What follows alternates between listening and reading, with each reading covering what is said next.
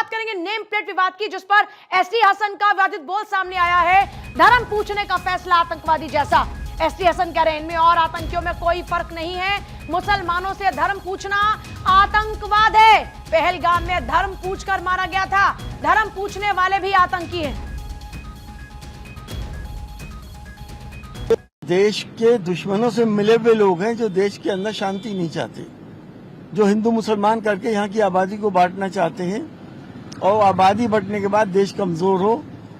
इनका एक एजेंडा है, लोग इस बात को समझ नहीं रहे, लेकिन धर्म की आड़ में धार्मिक ब्लैकमेल करके ये सब हरकतें कर रहे हैं। किसने ये राइट दिया इनको कि ढाबों की चेकिंग करें? ये किसने इनको ये राइट दिया कि लोगों की पैंटें उतरवाएं? क्या इनमें और उन आतंकवादियों में कोई फर्क है जिन्होंने धर्म पूछ के पहलगाम के अंदर गोलियां मारी थी? ये भी एक तरह के आतंकवादी हैं और वो भी आतंकवादी थे। हम कह जहाँ पे कांवड़ यात्रा हो रही है वहाँ पे अगर बंद कर रहे हैं, अब हमें कोई इतराज नहीं है, लेकिन जहाँ कांवड़ के लोग नहीं जाते, जहाँ उनका रास्ता नहीं है, वहाँ पे क्यों बंद की जा रही है? होटल क्यों बंद की जा रहे हैं? वहाँ तो गुजरता ही नहीं कोई, फिर भी बंद। तो इस तरह से, हालांकि ये आदेश कांवड़ यात्रा वालों के लिए है, लेकिन नीचे के लोग इन आदेशों को मिस इंटरप्रेट करके ये फजीयत कराते हैं सरकार की। मिस इंटरप्रेट करके अपनी ही बातों में दो अलग अलग बातें नीलेश एसटी हसन की नजर आती हैं।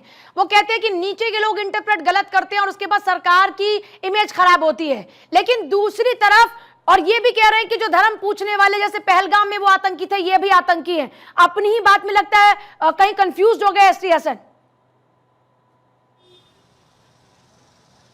देखिए, बिल्कुल समाजवादी पार्टी के नेता एसटी हसन का जो बयान सामने आया है, जिसके बाद तमाम हिंदूवादी जो संगठन है उन्होंने उनके खिलाफ मोर्चा खोल दिया है। साफ तौर पे कह रहे हैं कि अगर वो हिंदू धर्म को लेकर इस तरीके के विवादित बयान देते हैं तो कहीं ना कहीं हिंदू समाज से जुड़े हुए जो संगठन हैं उनके विरोध में खड़े हो जाएंगे। एसटी हसन ने जिस तरीके से कहा कि कांवड़ यात्री मार्गों में जो दुकानें हैं, होटल संचालक हैं, ढाबे हैं, उनका नाम पूछना आतंकी घटनाओं के जैसा है। जिस तरीके से पहलगाम में आतंकियों ने नाम पूछकर, धर्म पूछकर मारा था, ठीक वैसा ही उत्तर प्रदेश में कांवड़ यात्री मार्गों में दुकानदारों के साथ किया जा रहा है। कहीं ना कहीं ये बयान जो है वो विवादित है। अगर आप अपना नाम अपने प्रतिष्ठान के बाहर नहीं लिख सकते हैं तो आप उसका जब रजिस्ट्रेशन कराते हैं तो क्यों अपना नाम उसमें दर्ज कराते हैं?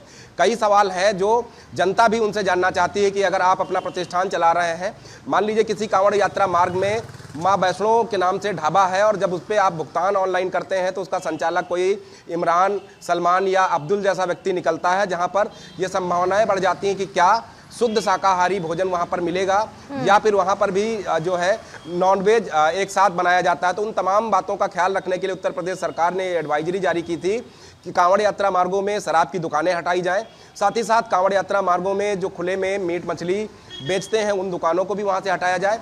और ये भी निर्देश जारी किए गए कि कांवड़ यात्री मार्गों में जो भी ढाबा संचालक हैं उनको अपनी पहचान बतानी होगी। अगर आप जीएसटी का रजिस्ट्रेशन कराते हैं, अपने प्रतिष्ठान का फूड लाइसेंस लेते हैं, तो ऐसे में आप अपना नाम बताते हैं तो दुकान के बाहर नाम लिखने में क्या समस्या है? जबकि इसी बात को अगर हम देखें तो विदेशों में दुकानों के बाहर साफ तौर पे जीएसटी लाइसेंस का नंबर लिखा होता है, साथ ही साथ दुकान संचालक का नाम लिखा होता है, फूड लाइसेंस का नंबर लिखा होता है। तो वैसी व्यवस्था हमारे उत्तर प्रदेश में क्यों नहीं लागू हो सकती?